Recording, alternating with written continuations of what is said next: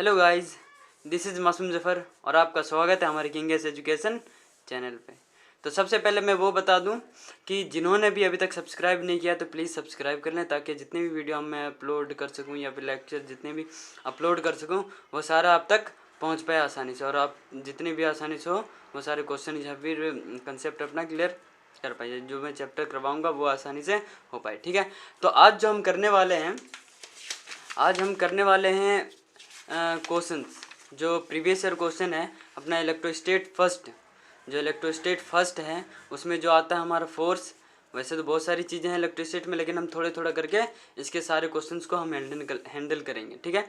तो सबसे पहले आता है force and electric field and force के रिलेशन वाला, मतलब कि जो हम करेंगे वो फोर्स के अकॉर्डिंग होगा। फोर्स के रिलेटेड जितने भी प्रीवियस ईयर क्वेश्चन होंगे, या फिर इलेक्ट्रिक फील्ड एंड फोर्स, इन दोनों के रिलेटेड मतलब कि ये दोनों जो रिलेटेड होंगे उनके क्वेश्चंस को हैंडल करेंगे, और उसके बाद एक इलेक्ट्रिक फील्ड के क्वेश्चंस को भी हम हैंडल करेंगे, जितने भी most important previous year question होंगे, ठीक है। तो हम स्टार्ट करते हैं अपना आज का जितने भी जो क्वेश्चंस करने वाले हैं उसको स्टार्ट करते हैं। सबसे पहला तो क्वेश्चन नंबर पहला है हमारा, the electric field required to keep a water drop of mass m just to remain suspended when charged with 1 electron is। ये कब पूछा गया? FMC 2001 में पूछा गया। तो क्वेश्चन पूछ रहा है कि एक इलेक्ट्रिक फील्ड हमें क्या रिक्वायर्ड होगा कि हम एक वाटर ड्रॉप को सस्पेंडेड रख पाएँ। जैसे कि हम वाटर ड्रॉप को हमने छोड़ा, ड्रॉप करवाए, तो वो सस्पेंडेड रह जाए, ताकि हम कितना वो इलेक्ट्रिक फील्ड प्रोवाइड करवाएं कि वो सस्पेंडेड मतलब कि नीचे ना गिर पाए। ऐसे समझ में? जैसे कि मान लेते हैं कि एक वाटर ड्रॉप करवाए, जैसे सिंपल सी बात है, जब हम किसी भी वाटर ड्रॉप करवाएंगे किसी को भी, मतलब कि किसी भी वाटर ड्रॉप को अगर हम फॉल करवाएंगे तो क्या होगा? वो नीचे की तरफ आएगा। जब नीचे की तरफ आएगा तो वो कैसे नीचे आएगा? मतलब कि ग्रेविटेशन के अकॉर्डिंग आएगा ना, वो mg, मतलब उसमें फोर्स क्या लगी, जैसे कि मैंने कि इसको ऐसे गिरा है तो वो mg की तरफ से गिर रहा है, तो इसका मतलब क्या हो गया कि फोर्स उसमें लग रहा है। क्या लग रहा है? फोर्स लग रहा है। अब किस तरीके का फोर्स? जैसे देखो ग्रेविटी वाला। जैसे फोर्स इक्वल्स टू क्या होता है, अगर हम इलेक्ट्रोस्टेट का अकॉर्डिंग लेते हैं तो फोर्स इक्वल्स टू क्या होता है? Q E. Where is Q क्या है? ये चार्ज है, और ई क्या है? हमारा इलेक्ट्रिक फील्ड है ना। ई क्या है? इलेक्ट्रिक फील्ड है कि नहीं है। और फोर्स हमने क्या देखा कि अगर हम किसी चीज़ को फॉल करवा रहे हैं तो उसके अकॉर्डिंग क्या हो जाएगा फोर्स हमारा? Force equals to mg। हो गया कि नहीं? फोर्स इक्वल्स टू क्या हो गया? mg हुआ। तो अब देखो क्या पूछ रहा है कि हम ऐसा क्या इलेक्ट्रिक फील्ड प्रोवाइड करवाएं जो सस्पेंड इसका मतलब कि जो फोर्स mg होगा, फोर्स जो ग्रेविटी वाला होगा वो फोर्स होगा इक्वल किसके? इलेक्ट्रोस्टैटिक के। तो फोर्स जी वाला क्या हो जाएगा? mg is equals to electrostatic जो क्यू ई है, क्यू इंटू ई हो गया। हमने कितना चार्ज दिया है? एक वाटर ड्रॉप के पास कितना चार्ज है? 1 इलेक्ट्रॉन एज अ चार्ज है। तो मतलब कि यहाँ पे क्या है? Mass G, Q and E. तो इलेक्ट्रिक फील्ड हमें क्या प्रोवाइड करवाना पड़ेगा? Is equals to mg upon Q. ये क्यू इधर मल्टीप्लाई हो तो इधर आके डिवाइड हो जाए, तो इलेक्ट्रिक फील्ड क्या हो जाएगा? mg by Q. हो गया ना। तो इलेक्ट्रिक फील्ड इक्वल्स टू क्या हो गया? mg, और चार्ज हमने कितना प्रोवाइड किया है? As a 1 electron. तो 1 इलेक्ट्रॉन हमने ऐसे करके डाल दिया, तो इलेक्ट्रिक फील्ड क्या आ गया हमारा? Is equals to mg upon E. ऐसा कोई ऑप्शन है यहाँ पे? देखो पहला है हमारा em अपॉन जी, जो कि नहीं हो सकता। दूसरा है mg अपॉन ई, क्या इससे मैच कर रही है? हाँ, तो इसका आंसर क्या है? बी। क्या है आंसर इसका? बी आंसर आया समझ में? कि जब किसी भी ड्रॉप को हम वाटर ड्रॉप को हम 1 इलेक्ट्रॉन देते हैं और उसमें कितना इलेक्ट्रिक फील्ड प्रोवाइड करवाना पड़ेगा ताकि वो सस्पेंडेड रह जाए। आया समझ में? अब आता है हमारा नेक्स्ट क्वेश्चन नंबर 2 देखते हैं क्या है। इस पेज को मैं यहाँ से हटा दूँ ना। तो हमारा क्वेश्चन नंबर 2 क्या है? क्वेश्चन नंबर 2 है कि point charge plus Q minus Q and plus 4 Q R kept on the x axis. कौन से एक्सिस पे? एक्स एक्सिस पे हमने चार्ज को रखा है, 3 चार्ज को रखा है जो कि +4q है, -q एंड +4q। पॉइंट्स कितने कितने पोजीशन पे, x equals to 0, x equals to a, x equals to 2a respectively. तो पूछा है, ऑप्शन है आपका कि A none of the charge is in equilibrium, मतलब कोई सा भी चार्ज इक्विलिब्रियम में नहीं है। दूसरा only -q is in stable equilibrium. Third is all the charges are in unstable equilibrium, मतलब कि जितने भी चार्ज हैं वो सारे अनस्टेबल हैं। या फिर and the last option is all the charges are in stable equilibrium. तो सबसे पहले हम देखते हैं, मैंने क्या बताया था, जिन्होंने भी अभी ये लेक्चर नहीं अटेंड किया जाके मेरे पहले वाली वीडियो जो भी मैंने इलेक्ट्रोस्टैटिक के लेक्चर डाल रखे हैं वो जाके देखे तो कंसेप्ट क्लियर हो जाएगा। मैंने बताया था कि स्टेबिलिटी के लिए क्या है, स्टेबिलिटी के लिए क्या करते हैं हम इक्विलिब्रियम में, अगर हम किसी चार्ज को स्टेबल रखना है तो वो हमें उसके लिए क्या करना है, जैसे कि मान लेते ये वाई एक्सिस और ये एक्स एक्सिस है ना। तो ये एक्स एक्सिस पे बोल रहा है, तो नॉर्मली क्या है, नॉर्मली हम क्या देखते हैं, हम कि जो अगर किसी भी लाइन ज्वाइनिंग द चार्जेस, उस लाइन पे अगर चार्जेस हमारी ये प्रेजेंट है, पॉजिटिव पॉजिटिव एंड पॉजिटिव, अगर तीनों चार्ज पॉजिटिव है या फिर दो चार्ज पॉजिटिव है, उनके बीच में हमने पॉजिटिव चार्ज रख दिया, तो ये क्या होता है, स्टेबल होता है। ये कैसा होता है, ये स्टेबल इक्विलिब्रियम में होता है। दूसरा, अगर नेगेटिव है, दो नेगेटिव चार्ज, उन दोनों के बीच में एक नेगेटिव चार्ज हमने रख दिया, तो भी ये कैसा होगा, स्टेबल होगा। एंड द थर्ड क्या है कि अगर दो पॉजिटिव है और उसके बीच में एक नेगेटिव डाल देती है, कैसा होगा, अनस्टेबल होगा, अनस्टेबल इक्विलिब्रियम में। तीसरा कि अगर दो नेगेटिव है और एक पॉजिटिव अगर हमने डाल दिया बीच में, तो ये भी क्या होगा, इक्विलिब्रियम है।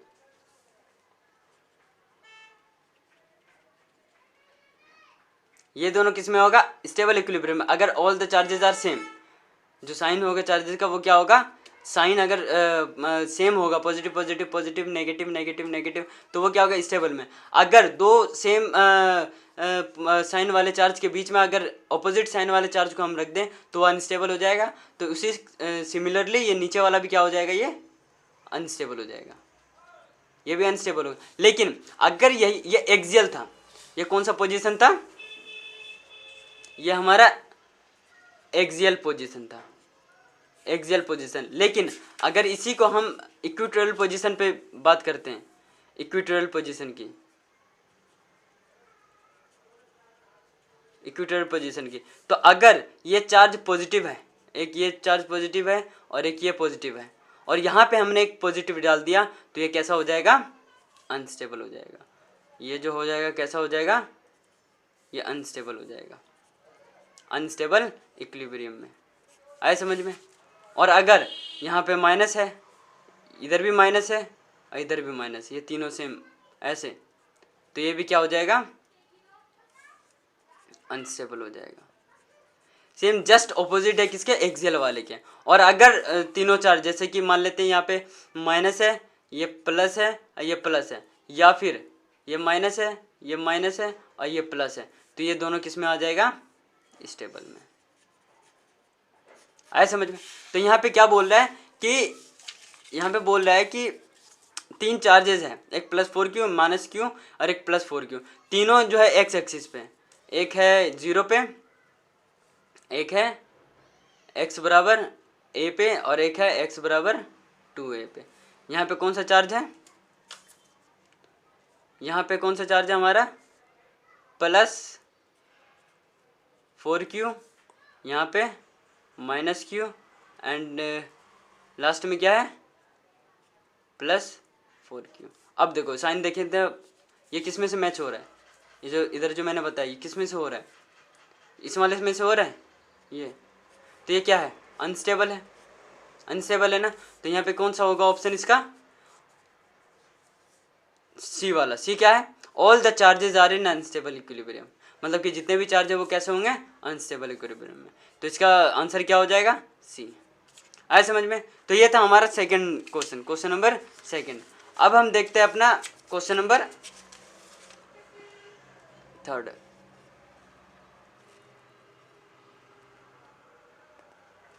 Question number third. Question number third क्या है? क्वेश्चन नंबर थर्ड, इस पेज को मैं यहाँ से हटा दूँ। तो क्वेश्चन नंबर थर्ड है कि when air is replaced by a dielectric medium of force constant के। फोर्स कांस्टेंट क्या है? के है। ये जो फोर्स कांस्टेंट क्या है? के दे रखा है यहाँ पे। The maximum force of attraction between two charges separated by a distance, separated by distance is, मतलब कि कोई से भी चार्ज है जो कि सेपरेटेड बाय डिस्टेंस है, डी से मान लेते हैं, डी सेपरेटेड है, तो अगर हम उसको रिप्लेस कर दें, उस मीडियम को रिप्लेस कर दें किससे? डाइलेक्ट्रिक मीडियम से और फोर्स कांस्टेंट के। अगर फोर्स कांस्टेंट के से हम उसको रिप्लेस कर देते तो मैक्सिमम फोर्स ऑफ अट्रैक्शन क्या चेंज आ जाएगा, मतलब कि क्या बनेगा उसका मैक्सिमम फोर्स ऑफ अट्रैक्शन क्या बन जाएगा। तो हम देखते हैं, मैंने क्या बताया था कि फोर्स इक्वल्स टू क्या होता है? फोर्स इक्वल्स टू क्या होता है? K Q1 Q2 upon R square according to Coulomb's law. क्या होता है? फोर्स डायरेक्टली प्रोपोर्शनल होता है Q1 Q2 के, मतलब कि product of magnitude of product of the charges and inversely proportional to the distance between the charge. मान लेते ये Q1 है और ये Q2 है, इसके बीच में एक डिस्टेंस D है या फिर R मान लेते हैं, R डिस्टेंस है, तो इसका फोर्स निकलेगा ये। लेकिन अगर इसी को हम इस मीडियम को चेंज करके एक डाइलेक्ट्रिक मीडियम डाल दें, रिप्लेस कर दें डाइलेक्ट्रिक मीडियम, और फोर्स कांस्टेंट क्या है? के। फोर्स कांस्टेंट क्या है? मतलब कि डाइलेक्ट्रिक कांस्टेंट क्या हो जाएगा? के। तो फोर्स क्या बन जाता है? जैसे कि फोर्स अगर हम इसको लिखें तो क्या हो जाएगा? Force equals to 1/4 epsilon naught Q1 Q2 upon R square. ये क्या है? परमिटिविटी इन फ्री स्पेस, हो देगी ना। तो हमारा फोर्स ये F है, तो F डैश क्या हो जाएगा? डिक्रीज कर जाएगा। क्या कर जाएगा? डिक्रीज, क्योंकि जो डिस्टेंस है वो क्या बन जाएगा? R रूट के बन जाएगा। तो क्या हो जाएगा यहाँ पे? 1/4 epsilon naught K into Q1 Q2 upon R square. और ये हमें पता है, ये पता है क्या है? पता है कि नहीं? पता है ना। तो फोर्स क्या हो जाएगा? F डैश, ये तो किसके बराबर है? F के बराबर, तो F बड़े के, F बाय के हो गया। इसका मतलब कि क्या हो जाएगा? When air is replaced by a dielectric medium of force constant K, the maximum force of attraction between two charges, दो चार्ज के बीच में जो अट्रैक्शन होगा सेपरेटेड बाय डिस्टेंस, कुछ भी जो भी होगा, तो वो क्या हो जाएगा? डिक्रीजेज के टाइम्स। डिक्रीजेज के टाइम्स, डिक्रीज कर रहा है ना, F बाई के हो गया। जो ओरिजिनल था उसका के टाइम्स क्या हो गया? डिक्रीज करेगा। तो इसका आंसर क्या होगा? ए, डिक्रीजेज के टाइम्स। आए समझ में? तो ये था हमारा क्वेश्चन नंबर थर्ड। अब देखते हैं हम क्वेश्चन नंबर फोर्थ। इसको इस तरीके से मैं फॉलो कर देता हूँ, ठीक है। अब देखेंगे हम question number fourth. Question number fourth क्या कह रहा है कि force of attraction between two point charges Q and minus Q। दो चार्ज है जो कि क्या है? कौन सा है? Q है एंड एक माइनस Q है, separated by distance d metre. अगर d मीटर से सेपरेटेड है तो उसका फोर्स ऑफ अट्रैक्शन क्या है? Fe। When this charges are placed on two identical spheres of radius r, क्या है? 0.3d, whose centres are d metre apart, the force of attraction between them is. देखते हैं इस क्वेश्चन को handle करते हैं। बोल रहा है कि दो चार्ज हैं, एक चार्ज है Q और एक चार्ज है माइनस Q, मतलब कि ये प्लस ही है ये माइनस है, ठीक है। इन दोनों के बीच में डिस्टेंस कितना है? d है। तो फोर्स क्या होता है? F इक्वल्स टू के, दोनों सेम है, मैग्नीट्यूड लेना, के स्क्वायर अपॉन डी स्क्वायर, ये हो जाएगा फोर्स। हो जाएगा कि मतलब कि ये क्या है? एफ ई बराबर में एफ ई, जो हमें गिवन है, ये गिवन है। अब बोला कि ये चार्ज हमने स्फेयर्स को दे दे, दो आइडेंटिकल स्फेयर है। मान लेते हैं एक ये स्फेयर है और एक ये स्फीयर है, इसको चार्ज दे दिया हमने, ये है Q और ये माइनस Q। ये हमने दो आइडेंटिकल स्फीयर को क्या दे दिया हमने, चार्ज दे दिया, सेम चार्ज दे दिया। और इसका जो रेडियस है R, वो कितना है, R equals to √3d, √3d हो गया। और जो इसका सेंटर्स है वो कितना मीटर अपार्ट है, d मीटर हो गया। मतलब कि सेम है, ये d और ये वाला d जो है और ये वाला d सेम है। अब बोले कि फोर्स में क्या चेंज आएगा, फोर्स क्या होगा, बोल रहा है ग्रेटर देन Fe, पहला ऑप्शन। दूसरा ऑप्शन है इक्वल टू Fe। तीसरा ऑप्शन है less than Fe and the last option is none of this, इनमें से कोई नहीं। तो अब देखें कि हमारा फोर्स क्या था, k²/d²। लेकिन जब हम स्फेयर में दिए तो स्फेयर के पास एक रेडियस है जो कि है 0.3d, मतलब कि ये कितना डिस्टेंस है, 0.3d, इतना तक ये डिस्टेंस जो है 0.3d और ये भी 0.3d हो गया। और जो हम फोर्स देखेंगे वो क्या देखेंगे, इनके बीच सेंट्रल फोर्स होता है ये, यहाँ से यहाँ तक, मतलब कि इधर भी 0.3d वो कम हो गया, इधर भी 0.3d कम हुआ, मतलब कि टोटल 0.6d कम हो गया। आए समझ में। पहला हमारा फोर्स क्या था, फोर्स इक्वल्स टू k(Q²/d²। अब हम फोर्स और d को देखते हैं क्या होगा। फोर्स जो है इनवर्सली प्रोपोर्शनल है डिस्टेंस के स्क्वायर के, है कि नहीं है, डिस्टेंस के स्क्वायर के इनवर्सली प्रोपोर्शनल है। और हमने यहाँ पे क्या देखा कि डिस्टेंस क्या हो गया, 0.6d से कम हो गया है। तो जो F डैश होगा वो क्या हो जाएगा, k(Q²) में d था, तो अब ये वाला d कितना हो जाएगा, d माइनस 0.6d होगा, d माइनस 0.6d। तो मतलब कि d 0, यहाँ पर ये 1d है और यहाँ पे 0.6d है, तो 1 माइनस 0.6 क्या होता है, यहाँ पे लिया तो इधर 0.4d आया समझ में। अब देखो मतलब कि क्या हुआ, अब डिक्रीज क्या हो गया, डिस्टेंस क्या हो गया है,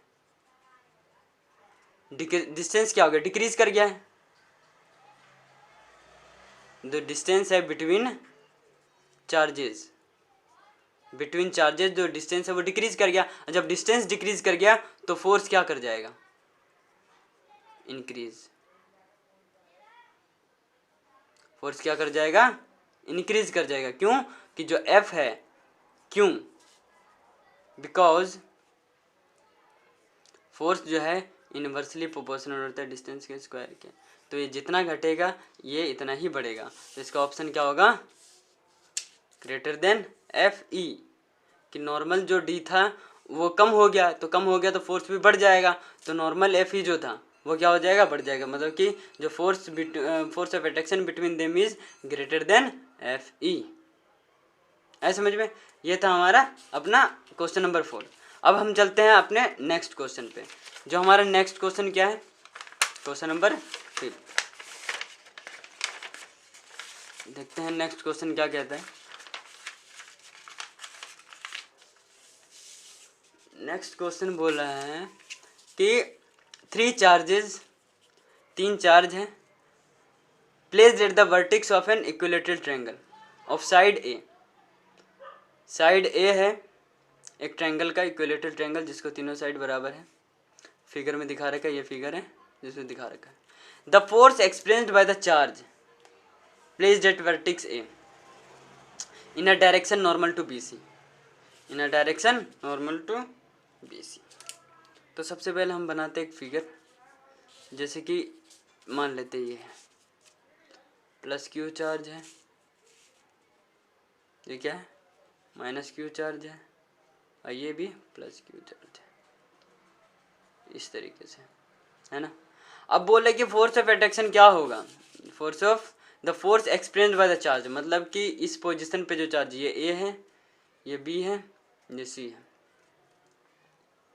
ठीक है। तो ए पोजीशन पे जो चार्ज है वो कितना फोर्स एक्सपीरियंस करेगा नॉर्मल टू बी सी। डायरेक्शन क्या होगा, normal to B C. Normal to B C मतलब कि ये बी सी है तो इसके नॉर्मल सीधा कितना फोर्स एक्सपीरियंस करेगा। तो ठीक है, ऑप्शन क्या है, q square by 4πε0 a square minus q square by 4πε0 a square. Third option is 0 and the fourth option is q square by 2πε0 a का स्क्वायर। देखते हैं, देखो अगर हम इस चार्ज के अकॉर्डिंग देखते हैं सी एंड ए के अकॉर्डिंग, तो ये दोनों पॉजिटिव चार्ज है। मान लो अगर ये फोर्स लगाएगा तो ये इधर की तरफ लगाएगा फोर्स, ये लगाया F A C F on A by C, ठीक है। और ये प्लस क्यू माइनस क्यू, ये है बी सी, बी और ए के अकॉर्डिंग देखेंगे तो फोर्स इधर किस तरफ लगेगा, from positive to negative, from positive to negative लगेगा ना। तो फोर्स किस तरफ आया, इस तरफ आया, फोर्स ऑन बी बाय ए। तो इन दोनों का रिजल्टेंट कहाँ आया, इस साइड आया, एफ रिजल्टेंट। इसके नॉर्मल में, बीसी के नॉर्मल में कौन सा फोर्स लग रहा है, इधर नॉर्मल कोई सा फोर्स लग रहा है, कोई सा फोर्स नहीं लग रहा है। तो जब कोई सा फोर्स ही नहीं लग रहा है तो यहाँ पे क्या होगा ऑप्शन, थ्री चार्जेस। अगर ए पे पूछा गया कि डायरेक्शन नॉर्मल टू बीसी, तो इसका ऑप्शन क्या होगा, 0। मतलब 0 फोर्स ही तो लग रहा है, कहाँ कोई फोर्स लग रहा है, इधर एक इधर लग रहा है, एक इधर लग रहा है, तो इसका रिजल्टेंट इधर लग रहा है। ऐसे समझ में। तो ये था हमारा क्वेश्चन नंबर 5 जो पूछा गया है एम्स। देखो एम्स 2003 में पूछा गया है। सारे क्वेश्चन इंपॉर्टेंट क्वेश्चन है जो जितने भी मैं करवा रहा हूँ, ठीक है। और नेक्स्ट और ज़्यादा क्वेश्चन करने के लिए थोड़ा सा सब्सक्राइब कर पड़ेगा। सब्सक्राइब करो, शेयर करो वीडियो को, ताकि ज़्यादा से ज़्यादा बच्चों के पास ये पहुँचे, ठीक है, उससे सबको मदद मिल सकेगी।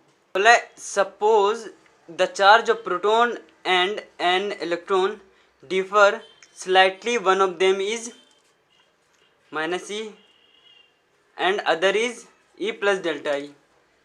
If the net of electrostatic force and gravitational force between the two hydrogen atoms placed at a distance d much greater than atomic, जो atomic size होगा उससे ज़्यादा, apart is 0, then delta E is of the order, मतलब कि जो delta E होगा किस order से होगा, मतलब कि बोल रहा है कि जो होगा हमारा फोर्स ऑफ ग्रेविटेशनल, जो फोर्स ऑफ ग्रेविटेशनल होगा, बोल रहा है ना, क्या बोल रहा है कि if the net of the electrostatic force and gravitational force F G plus F E क्या है, 0 है। और क्या दे रखा है, एक प्रोटॉन है ना इलेक्ट्रॉन है, डिफर स्लाइटली। तो एक प्रोटॉन और एक इलेक्ट्रॉन है जो डिफर कर रहा है थोड़ा स्लाइटली, जिसमें से कि एक क्या है -e एंड दूसरा क्या है E प्लस डेल्टा ई। ये है ना, ये चार्जेस हैं। तो नेट फोर्स क्या होता है, और इनके बीच और एक हाइड्रोजन के बीच बोल रहे हैं ना, ग्रेविटेशनल और इलेक्ट्रोस्टैटिक फोर्स क्या है, 0 है, 0 है, समझ में। तो 0, इसका मतलब कि जो इलेक्ट्रोस्टैटिक फोर्स नेगेटिव, तो एफ जी क्या हो जाएगा, एफ ई के बराबर। ये 0 है ना, और ये नेगेटिव होगा तो ये इधर जाएगा, तो ये प्लस में, मतलब कि एफ जी बराबर एफ ई। अब बोल रहा है कि ये दोनों एक साथ हैं, तो इसका मतलब कि ये दोनों सम है, मतलब एक साथ है ना, तो -e प्लस डेल्टा ई है ये। अब क्या होगा, माइनस ई अब प्लस ई अब प्लस डेल्टा ई, तो माइनस प्लस ये गया, तो चार्ज क्या आ गया हमारे पास, डेल्टा ई। ये हो गया चार्ज। अब देखते हैं, अब यहाँ पे क्या क्या दे रखा है हमें, मास ऑफ हाइड्रोजन दे रखा है, मास ऑफ हाइड्रोजन दे रखा है कि हाइड्रोजन का मास क्या है 1.67 इंटू 10⁻⁻27 kg, ये दे रखा है। अब देखते हैं क्या है, ये सारा कुछ दे रखा है। अब ऑप्शन में दे रखा है कि ये सारे मतलब कि एग्जाम्पल हैं, वो है आंसर है कि इनमें से कौन सा है सही है जो डेल्टा ई को के वैल्यू को रिप्रेजेंट कर रहा है। मतलब कि जो हमारा फोर्स था वो जीरो है, जो इन दोनों का फोर्स जो ग्रेविटेशनल और इलेक्ट्रोस्टैटिक फोर्स जो है वो जीरो है, then delta E is of the order, मतलब डेल्टा ई क्या है। तो हमने क्या देखा यहाँ पे, एफ जी बराबर एफ जी क्या हो जाएगा, G M into M upon R square, और F E K Q square upon R square. और यहाँ पे क्या है, ये दोनों इक्वल है, तो क्या हो जाएगा, जी एम का स्क्वायर अपॉन आर स्क्वायर बराबर में के क्यू स्क्वायर अपॉन में आर स्क्वायर। हो गया ये। अब देखो आर स्क्वायर से तो आर स्क्वायर कैंसिल, दोनों बराबर थे, ये दोनों कैंसिल हो गया। अब क्या आ गया, G M square is equals to K Q square. निकालना क्या है, क्यू स्क्वायर, मतलब कि क्यू का वैल्यू क्या है यहाँ पे, अब सबका वैल्यू पुट कर देंगे। जी का वैल्यू क्या होता है 6.67 into 10 to the power minus 11, mass क्या है 1.67 into 10 to the power minus 27, तो 1.67 into 10 to the power minus 27 का स्क्वायर, ठीक है, अपन इक्वल्स टू के का क्या होता है 9 into 10 to the power 9 into Q क्या है डेल्टा ई, मतलब कि डेल्टा ई का स्क्वायर। हो गया ये, ऐसा समझ में, डेल्टा ई का स्क्वायर हो गया, ठीक है। तो अब है कि इसको सॉल्व कैसे करें, ठीक है। तो अब सॉल्व करें सबसे पहले इसको। तो हमने यहाँ पे क्या देखा, ये दोनों इक्वल हो गया। अब ये निकालना है, ये निकालना है ना, तो इसको हम क्या करते हैं, इधर कर देंगे, इसको इधर कर देंगे। तो सबसे पहले मैं इधर पेज खत्म हो गया उधर, तो क्या था यहाँ पे 6.67 into 10 to the power minus 11 into 1.67 into 10 to the power minus 27 का स्क्वायर अपॉन में क्या हो जाएगा 9 into 10 to the power 9 is equals to क्या था डेल्टा ई का स्क्वायर, ठीक है। अब इसको सॉल्व करते हैं, क्या हो जाएगा 6.67 into 10 to the power minus 11 into, अगर इसको हम स्क्वायर कर दें तो क्या हो जाएगा 1.67 into 1.67 into 10 to the power क्या हो जाएगा 54 माइनस 54 अपॉन में 9 into 10 to the power 9 is equals to delta E का स्क्वायर। अब ये 9 है ऊपर चला जाएगा तो क्या हो जाएगा 6.67 इंटू 1.67 इंटू 1.67 इंटू, इन सबको प्लस कर देते हैं 50 प्लस 54 प्लस 11 क्या हो जाएगा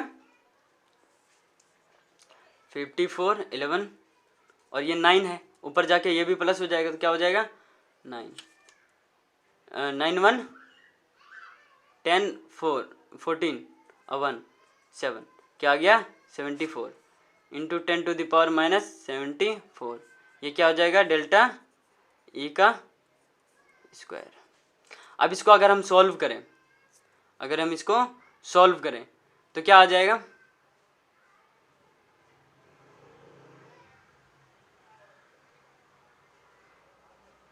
सॉल्व करते हैं ना इसको 6.67 1. अगर हम नहीं भी करना चाहें तो ठीक है, जैसे कि क्योंकि हमारा जो देखो ऑप्शन में क्या है, ऑप्शन में है 10 टू द पावर माइनस 20, देखो 10 टू द पावर माइनस 20, अगर हम इसका स्क्वायर हटाएंगे तो क्या हो जाएगा delta is equals to under root 6.67 into 1.67 into 1.67 into 10 to the power minus 74, ये हो जाएगा।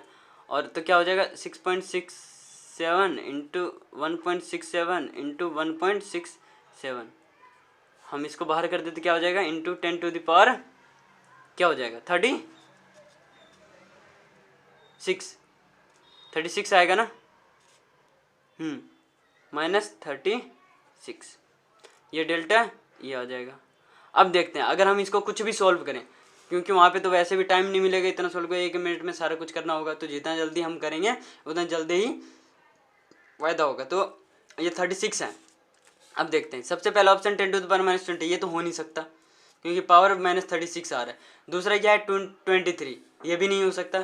तीसरा है -37, फोर्थ है -47, ये भी नहीं हो सकता। जो सबसे नज़दीक है मतलब 36 है, -36 और -37, मतलब कि ये कुछ ज़्यादा ही मतलब नज़दीक ही होगा, मतलब कि जो सबसे नज़दीक नियरेस्ट है वो क्या है 37, तो सबसे ये करते क्योंकि वैसे भी इसको निकालने में बहुत ज़्यादा टाइम थोड़ा सा लग जाएगा कैलकुलेट करने में। तो हमें देख रहा है कि ये जो तीनों थोड़ा दूर दूर है, दूर दूर से थोड़ा सा नज़र नहीं आ रहा है, इस वजह से ये नज़दीक है, तो हमने ये आंसर सही कर दिया। वैसे आंसर इसका यही है 10⁻⁻13 37 कूलम्ब। तो जो हमारा डेल्टा ई का वैल्यू आया वो क्या आया 10⁻⁻37 कूलम्ब। तो ये था हमारा क्वेश्चन नंबर 6।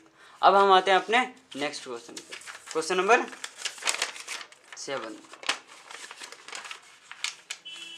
क्वेश्चन नंबर 7 देखो, क्वेश्चन नंबर 7 क्या बोल रहा है, ये नीट 2015 में पूछा गया। पहले वाला क्वेश्चन जो पिछले क्वेश्चन था, ये जो है क्वेश्चन नंबर 6, ये नीट 2017 में पूछा गया, नीट 2017 में। अब जो नेक्स्ट क्वेश्चन है क्वेश्चन नंबर 7, ये कब पूछा गया, नीट 2015 में। बोल रहा है कि the electric field in a certain region is acting radially outward, radially outward कर रहा है, and is given by E equals to A R. क्या है, E equals to A R, ठीक है। A charge contained in a sphere of radius A centred at the origin of the field will be given by, मतलब कि क्या होगा इसका। Option है 4πε0 ए का स्क्वायर, πε0 ए का स्क्वायर, या फिर 4πε0 ए का क्यूब एंड ε0 ए का स्क्वायर। तो हमारे पास इलेक्ट्रिक फील्ड क्या होता है,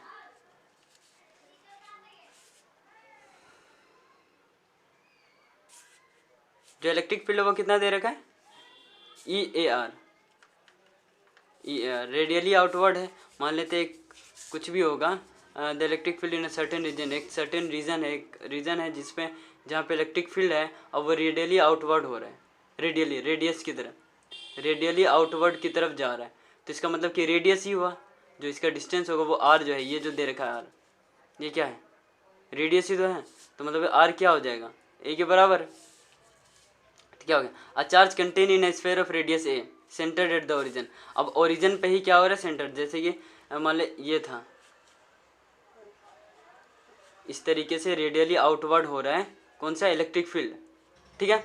और एक सेंटर पे ही, ओरिजिन पे ही सेंटर्ड हो रहा है एक स्फीयर, एक स्फीयर क्या हो रहा है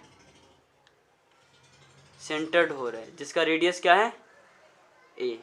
तो मतलब कि ए क्या हो जाएगा आर के बराबर। तो यहाँ पे ई इलेक्ट्रिक फील्ड का वैल्यू क्या दे रखा है, क्या दे रखा है ए आर, मतलब कि ए मान लेते हैं। तो हमारे पास इलेक्ट्रिक फील्ड का फॉर्मूला क्या होता है, इलेक्ट्रिक फील्ड इक्वल्स टू के इंटू क्यू अपॉन ए का स्क्वायर। रेडियस डिस्टेंस क्या है ए तो है, जो स्फीयर का रेडियस है वो ए स्क्वायर है। तो क्या हो जाएगा, जो ई दे रखा है क्या दे रखा है ए आर मतलब कि ए equals to K Q upon ए का स्क्वायर, ठीक है। के का वैल्यू क्या होता है 1/4πε0 क्यू ए का स्क्वायर। अब क्यू निकालना है तो इसको इधर कर देंगे, क्या आ जाएगा 4πε0 ए का क्यूब बराबर क्यू, ये आ गया। ऐसा कोई ऑप्शन है यहाँ पे, ये देखो 4πε0 ए का क्यूब, ये रहा इसका आंसर सी, क्वेश्चन नंबर 7। समझ में आया क्वेश्चन नंबर 7 क्या है। अब चलते हैं हम अपने नेक्स्ट क्वेश्चन पे, question number 8।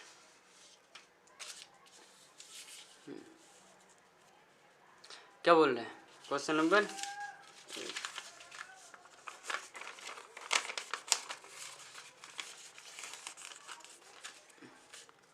Question number 8, question number 8 बोल रहा है two identical charges repel each other with a force equal to 10 mg। Force क्या है 10 mg, 10 mg मतलब कि 10 इंटू 10⁻³ -3 ये मिली है, और g का वैल्यू क्या होता है 10। तो 10, ये हो गया फोर्स, ठीक है, अगर हम न्यूटन में इसको कन्वर्ट करते हैं, ठीक है, ये आ गया। When they are 0.6 metre apart in the air, distance क्या हो जाएगा R, 0.6 metre apart in air, the value of each charge, इस चार्ज का वैल्यू क्या होगा, तो सिंपल सी बात है, फोर्स देखना पड़ेगा, फोर्स क्या होगा, फोर्स का फॉर्मूला क्या होता है, K into Q square upon R का स्क्वायर। फोर्स क्या दे रखा है, 10 into 10⁻³ into 10 is equals to, K का वैल्यू क्या होता है 9 इंटू 10⁹, क्यू स्क्वायर हमें निकालना है, अपॉन में 0.6 स्क्वायर है तो 0.6 होगा। अब इसको इधर कर देते हैं, क्यू स्क्वायर निकालना होगा तो क्या हो जाएगा 10 इंटू 10⁻³ इंटू 10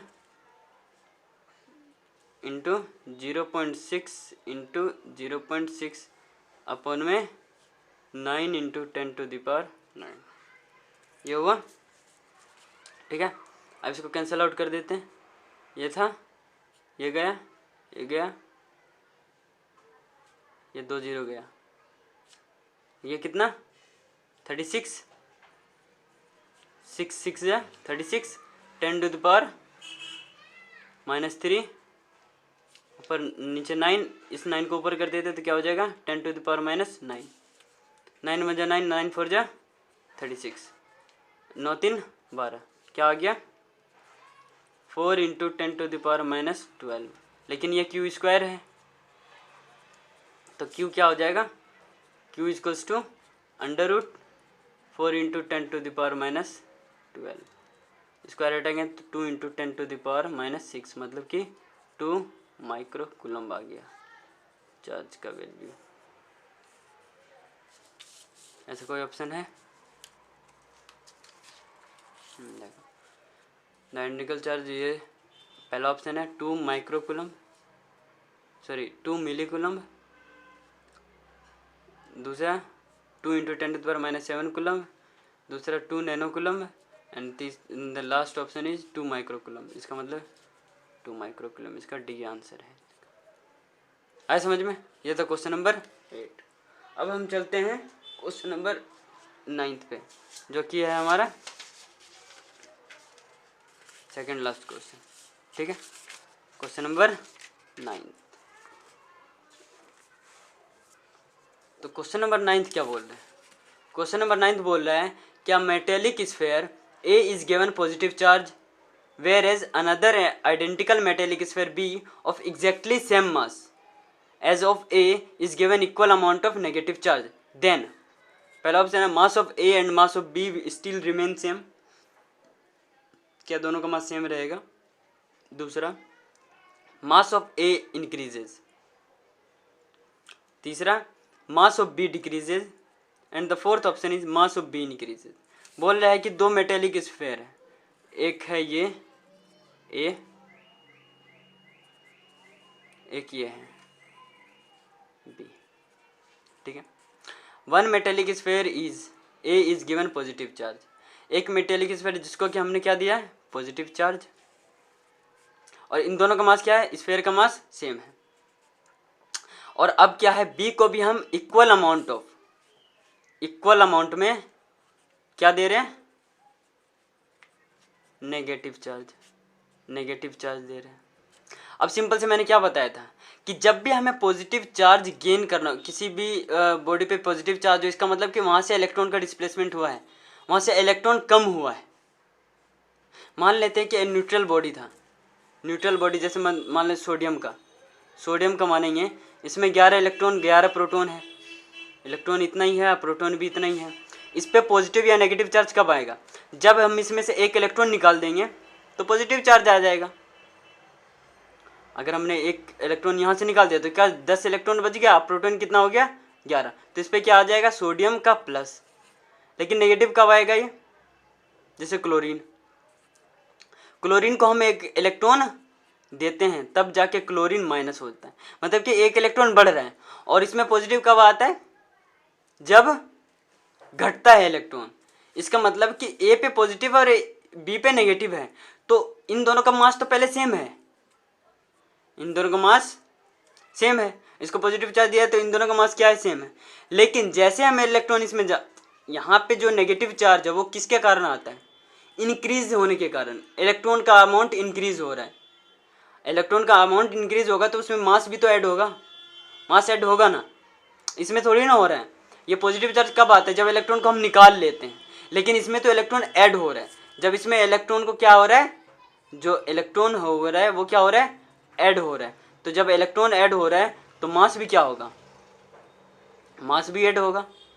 तो इस हिसाब से बी क्या होगा, बी का मास ज़्यादा होगा, इसका मास क्या होगा, एस पहले जो था लेकिन इसमें पॉजिटिव, अब इसमें क्या कर रहे हैं हम, बी में नेगेटिव चार्ज दे रहे हैं इक्वल अमाउंट ऑफ। जैसे पॉजिटिव जितना था उतना ही क्या दे रहे हैं, नेगेटिव चार्ज हम प्रोवाइड करें, तो जितना नेगेटिव चार्ज प्रोवाइड करेंगे उतना ही क्या होगा, वो मास इंक्रीज हो जाएगा। इसका मतलब कि इसका ऑप्शन क्या होगा कि मास ऑफ बी इंक्रीजेज, क्योंकि of exactly same mass as of A is given equal amount of negative charge. मतलब बी को क्या दे रहे हैं हम, equal amount of negative charge दे रहे हैं, जितना ए पे पॉजिटिव चार्ज था उतना ही नेगेटिव चार्ज दे रहे हैं बी पे। तो ऑटोमेटिक क्या है, ऑटोमेटिकली उसका मास इंक्रीज ही होगा, क्योंकि इलेक्ट्रॉन बढ़ा रहे हैं तब जाके चार्ज आता है। और जब किसी में पॉजिटिव चार्ज लाते हैं हम तो उसमें इलेक्ट्रॉन निकालते हैं, समझ में आया ना। तो ये है मास ऑफ बी इंक्रीजेज, आए समझ में। तो ये था हमारा 9th क्वेश्चन। अब हम चलते हैं अपने लास्ट क्वेश्चन पे, जो कि हमारे क्या,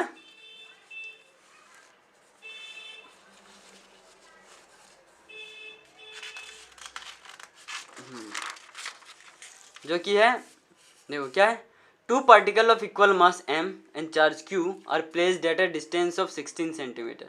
कितने सेंटीमीटर पे, 16 सेंटीमीटर पे दो पार्टिकल है जिसके पास मास भी है एंड चार्ज भी है। अब सिंपल सी बात है, दो पार्टिकल है, एक पार्टिकल ये ले लेते हैं और एक पार्टिकल ये लेते हैं, जिनके बीच में कितना है, 16 सेंटीमीटर की दूरी है, ठीक है। हाँ, अब बोला है कि जिसके पास मास भी है, इसके पास मास ma है और इसके पास मास mb है, ठीक है। मास भी है, चार्ज भी है, चार्ज मान लेते क्या, ये दोनों के पास सेम मास है, mm है, और चार्ज भी क्या है, q है एंड q है, आया समझ में। अब बोले कि 2 particle of equal mass m and charge q are placed at distance 16 centimetre, then do not experience any force, the value of q by m is, मतलब कि वो दोनों कोई सा भी फोर्स एक्सपीरियंस नहीं करे। इसका मतलब कि यहाँ पे जब भी मास एंड चार्ज की बात की गई, मास की बात करते ही क्या, कहाँ जाएंगे हम, ग्रेविटेशनल फोर्स। ये मास के कंसेप्ट में। और जैसे चार्ज की बात होगी तो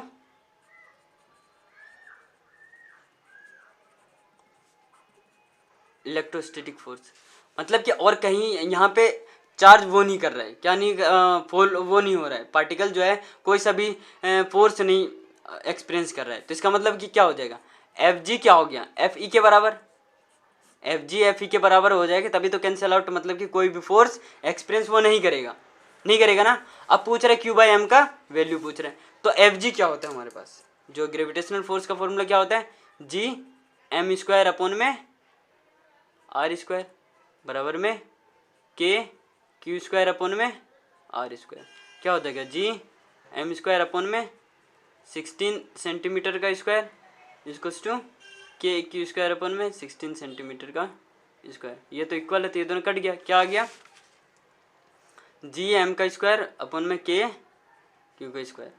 तो क्यू बाई एम है, देखो क्यू बाई एम का निकालना है, एम को इधर ले आते हैं, के को इधर ले आते हैं, क्या हो जाएगा, G upon K equals to Q square upon M square, हो गया ये।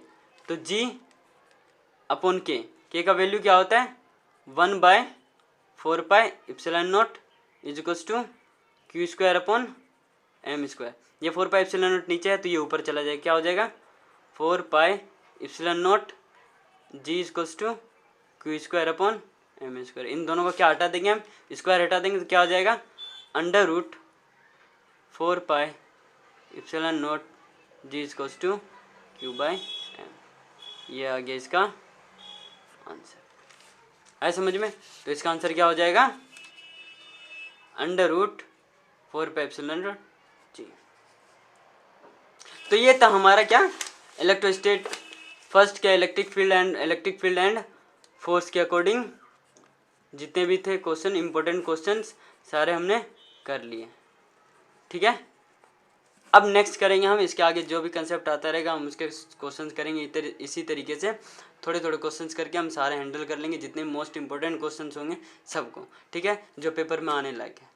आए समझ में? ठीक है, तो वीडियो पसंद आई हो तो लाइक करें और शेयर करें ताकि ज़्यादा से ज़्यादा बच्चों तक पहुंच पाए और ज़्यादा से ज़्यादा बच्चे पहुंचे। और ये क्या, और जब